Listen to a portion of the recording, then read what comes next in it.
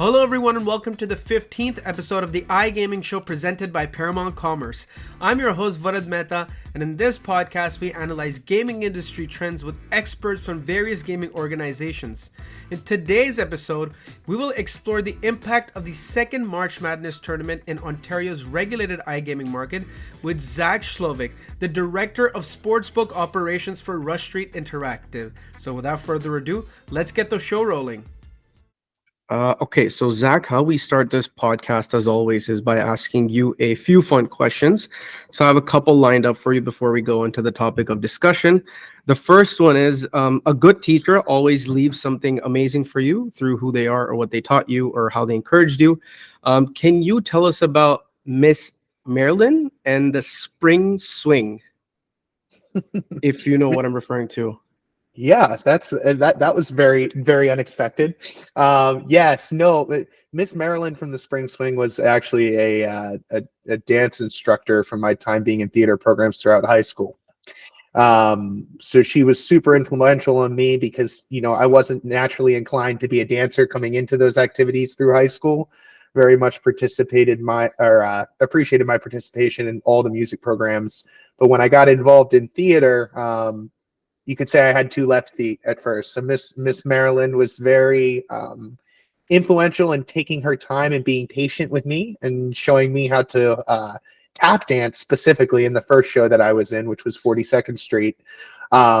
So from a very, very early age, she taught me the importance of being patient with the people that you're leading, because there were very, very many folks who probably had exceeding skill sets far beyond myself when it came to dancing like that going into it.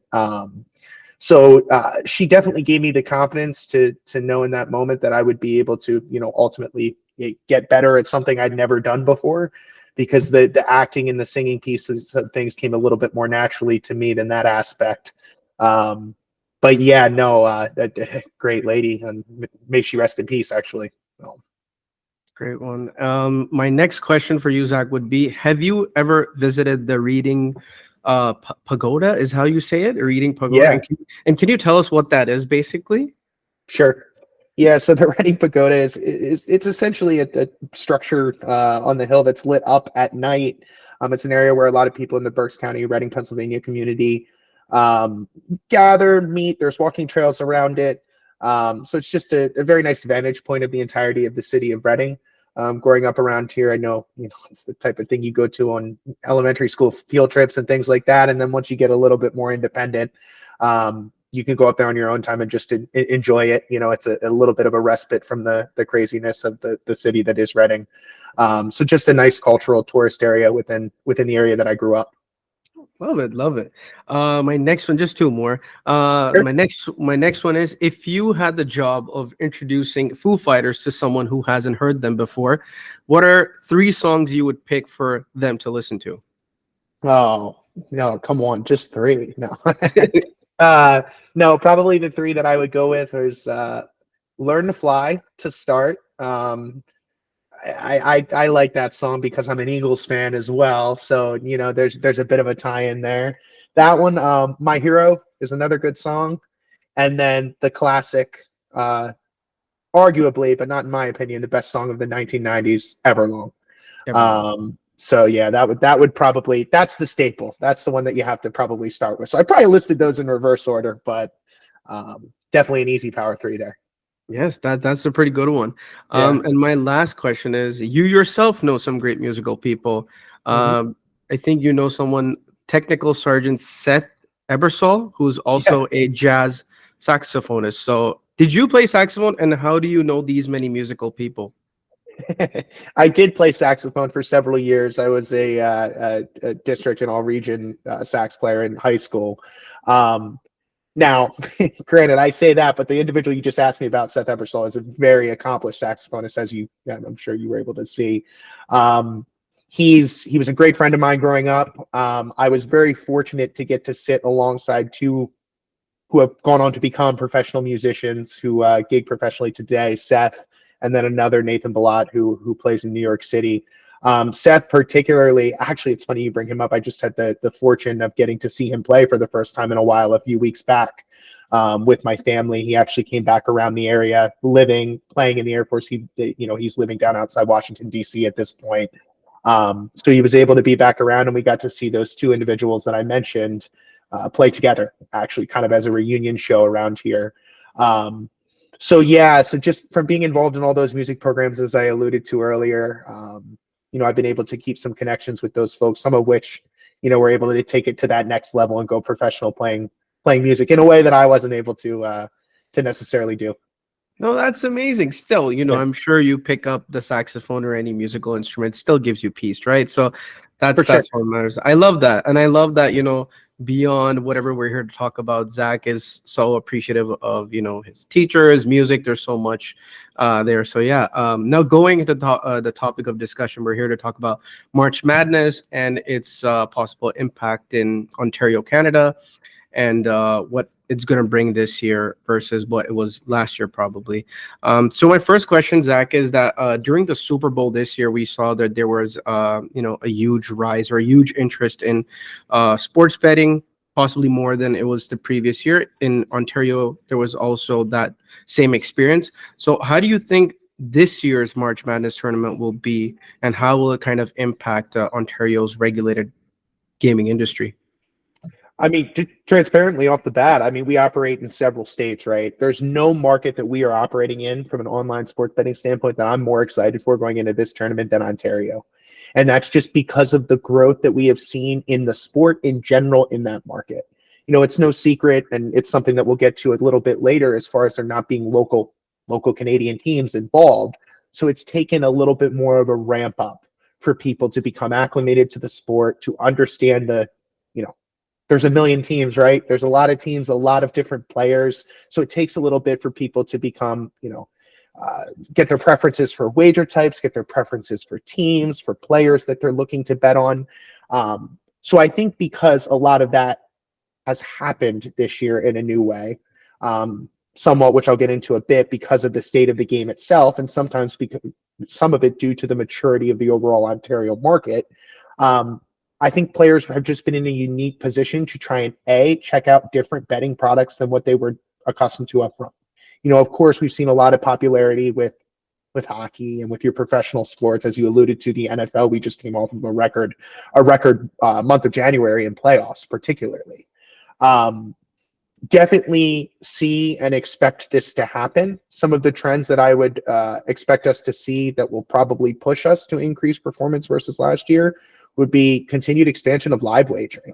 Right? Players in Ontario and really across the board, now that they are starting to understand and follow teams, and there's a cast of characters, star players, there's that desire to place pre-match wagers, but then stay close throughout the entirety of the game because of the convenience of the products that are being offered, via the mobile phone. So I think that it's kind of a perfect storm, if you will, right? Of all those things, there's been a discovery period over the past year, which I think is probably what's going to push things even further. But it'll be very interesting to see with the way the teams shook out and the way the bracket took shape. There's a lot of compelling matchups that I think will suit well to the preferences from a team standpoint that we saw, Canadians really turn to throughout the season, particularly the past month. Yeah, and maybe apart from the competition itself, you mentioned something really interesting there that, last year was a discovery phase for bettors inside of Ontario. So now that they possibly, picked a favorite sports book or an operator that they're comfortable betting with, did you notice any trends apart from that during the discovery phase in Ontario that you feel might be noteworthy in this year's tournament, or something you saw during the Super Bowl that you think might continue in this March Madness tournament? Yeah, so I was talking about the different market types and just honing in on the live wagering aspect of things. There's a huge appetite for placing wagers on markets that happen quickly. Started the game, the type of the first field goal type, right? A 2-pointer versus a 3-pointer, someone to win the first quarter. And the convenience of the products that we offer at BetRivers with our same game parlay tool is you can combine a lot of those bets into one single wager, and you have that gratification early in the game, And then you can set it up so you have different parts of the wager that take place and result at different points of the game. So that, I think, was a very big thing that Ontario residents particularly tried out, if you will, because NFL provided a great springboard because, again, the players are of higher profile. There's overall on a per game basis going to be more bets for an NFL game. So it gave that opportunity for true discovery of, the depths of everything at the bet offer. So I think particularly something that I'll be interested to follow over the next couple of weeks are those, those quick hitters is the best way to put it, those type of markets, and how people engage with those both from a single betting and, parlay wagering standpoint. And you mentioned something interesting during your first answer, is that there aren't any Canadian teams involved, but yet there's so much interest and love for this tournament. So are there specific strategies or plans that you try out to make sure that Canadians kind of engage with this event more on a betting side? I'm sure from a viewing standpoint it's different, but do you also do that from like an online gaming experience way? Yeah, I think it's all about the way that you present content to the users, right? Like it's no secret who your blue blood teams are in the United States, and the same trends have followed into Canada. Your Dukes, your North Carolinas, Kansas, Kentucky. Those teams are always going to be more popular in the grand scheme of things just because of their history. So finding creative ways to present that content to users when they're first coming into the site, when we know those games are going on in a crowded space, right? Especially Thursday and Friday, there's a bunch of games going on at one time. So finding ways to cut through the noise to really find those events that showcase the teams that have a particular a heightened betting interest versus some others is one thing that we're super intentional about. And that goes to some of our marketing efforts too, off the sports books, reaching out to our customers, reminding people the teams that are involved that have been popular for them from a wagering standpoint throughout the year. Someone took a liking to Houston earlier in the season because they play really great defense. Reminding them that they're involved with the way their matchups are going to line up.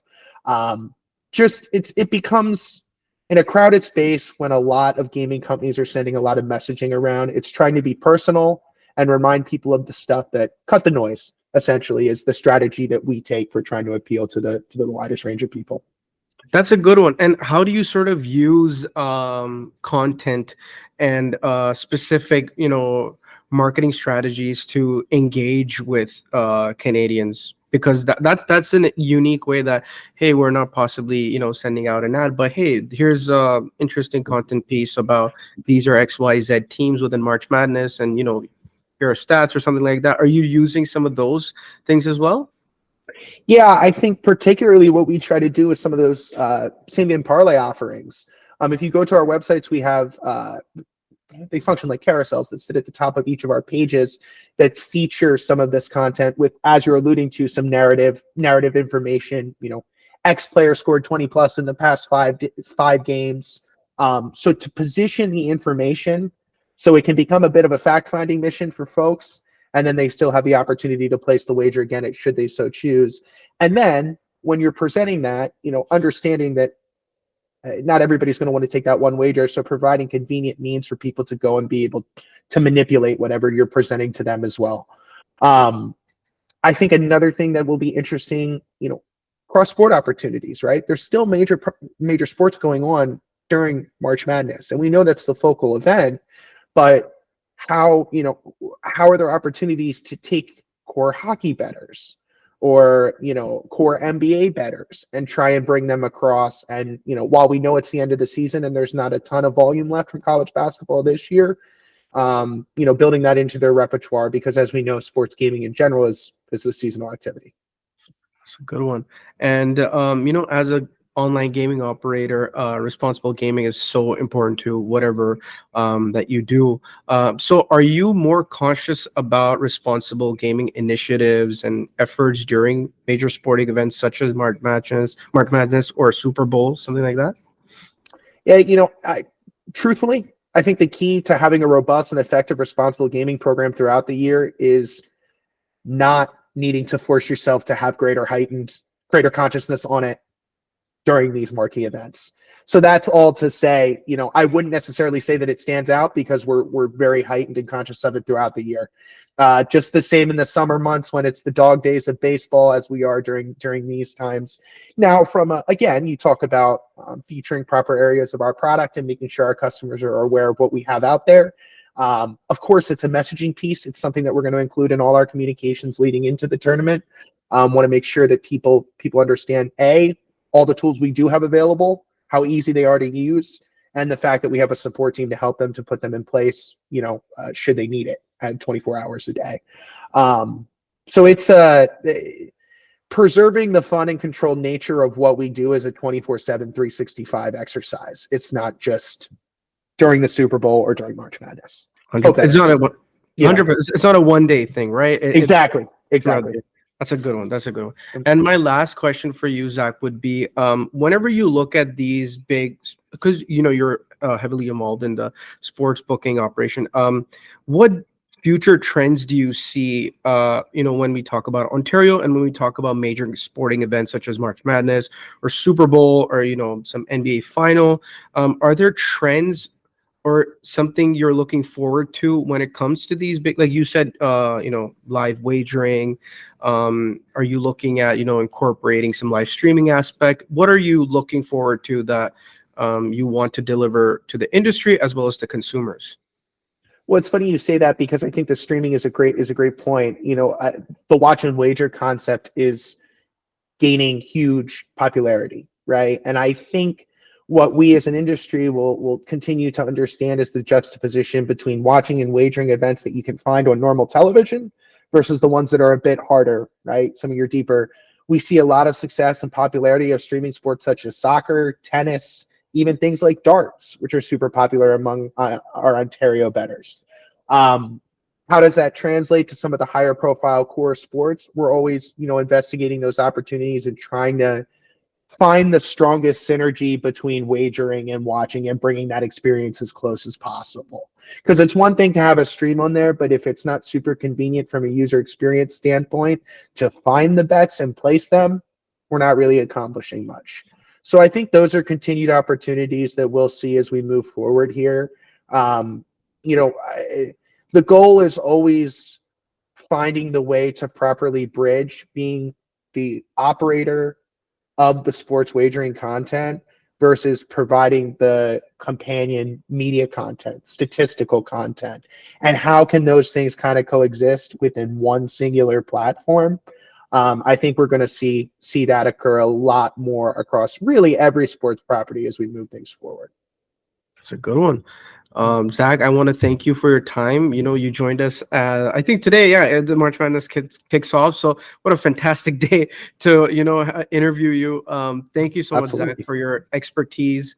I hope whoever listens to this can understand the trends, consumer behavior, and whatever else amazing information that Zach shared with us. Thank you so much again, Zach. I appreciate it. Thanks for your time. This year's March Madness tournament is set to be a record-setting one for Ontario's regulated iGaming market, with so many sports bettors interested in major sporting events. I want to thank our guest today, Zach Schlouch, the Director of Sportsbook Operations from Rush Street Interactive, for joining us today and providing his expertise. If you have any questions for us or Zach, then please do comment them down below.